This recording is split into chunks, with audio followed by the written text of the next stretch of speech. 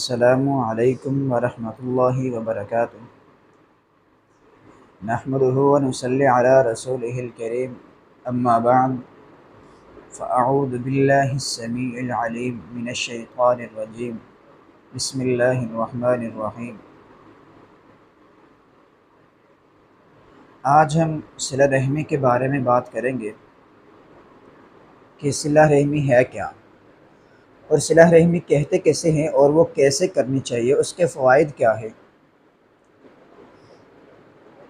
حضرت انس بن مالک رضی اللہ تعالی عنہ قال سمعت رسول اللہ صلی اللہ علیہ وآلہ وسلم یقول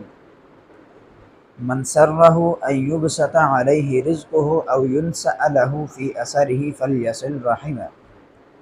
بخاری اور مسلم کی حدیث ہے، اللہ کے رسول صلی اللہ علیہ وسلم مسلم شریف کے اندر ارشاد فرماتے ہیں، اور حضرت انس بن مالک رضی اللہ تعالی عنہ اس حدیث کے راوی ہے۔ انہوں نے فرمایا کہ میں نے رسول اللہ صلی اللہ علیہ وسلم کو فرماتے ہوئے سنا، من سرہ ان یبسط علیہ رزقہ او ینسأ لہ فی اثرہ فلیصل رحمہ۔ اگر کہ تم میں سے کوئی شخص یہ چاہتا ہے کہ اس کی عمر کو بڑھا دیا جائے، اس کی عمر میں فراخی کر دی جائے، اس کے رزق میں کشادگی کر دی جائے، رزق بڑھا دیا جائے، تو وہ کیا کرے؟ صلہ رحمی کرے، آپس میں لوگوں کو ملائے، ان کے تعلقات جوڑے، ان کے گھروں کو ایک بنائے،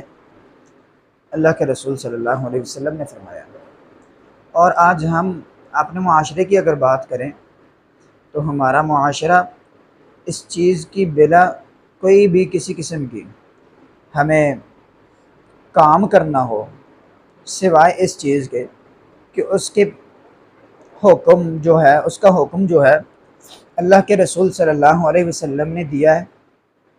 یا وہ کہیں ہم نے خود سے من گڑت بنا لیا ہے۔ ہم اگر کوئی کام کرنے کے لیے سوچتے ہیں تو اس کا ہم ایک ٹائم اور ایک وقت مقررہ کرتے ہیں کہ ہم نے اس وقت پہ یہ کام کرنا ہے، اس وقت پہ یہ کام کرنا ہے، اور ہم نے اس وقت کھانا کھانا ہے، اس وقت سونا ہے، اس وقت پینا ہے۔ اسی طرح سے ہم اگر اپنی زندگی کا یہ چھوٹا سا معمول بنا لیں، اپنے ارد گرد دیکھیں، پڑوس میں دیکھیں، محلے میں دیکھیں، آج کس گھر میں یہ لڑائی نہیں چل رہی؟ میاں بیوی کے اندر لڑائی جھگڑا ہوتا ہے، ماں باپ کے اندر ہوتا ہے، بچوں کے درمیان ہوتا ہے، اور باپ اور بیٹے کے درمیان ہوتا ہے، ماں بیٹی کے درمیان یہ جھگڑے ہوتے ہیں۔ اگر ہم ان میں سے کسی ایک کی بھی آپس میں صلح کرا دیتے ہیں تو یہ اللہ رب العزت کے رسول صلی اللہ علیہ وسلم نے جو حدیث بتلائی ہے تو یقیناً ہم نے اس پر عمل کر لیا ہے۔ اگر ہماری وجہ سے ایک گھر کے دو افراد آپس میں ناراض ہیں، آپس میں بول نہیں رہے، ایک دوسرے کو بلاتے نہیں ہیں، ان کے دل میں ایک دوسرے کے لیے بغض ہے، حسد ہے، تو ہم اس کو مٹانے میں، اس بغض اور حسد کو ختم کرنے میں کامیاب ہو جاتے ہیں، ان کو آپس میں ایک بنا دیتے ہیں، ان کا رشتہ مضبوط بنا دیتے ہیں، وہ جس طرح پہلے تھے اس طرح ان کو بنا دیتے ہیں، تو یقیناً ہم نے اس حدیث پر عمل کر لیا ہے۔ اگر ہمارے پڑوس میں دو لوگ رہتے ہیں، ہم نے بجائے ان کو جوڑنے کے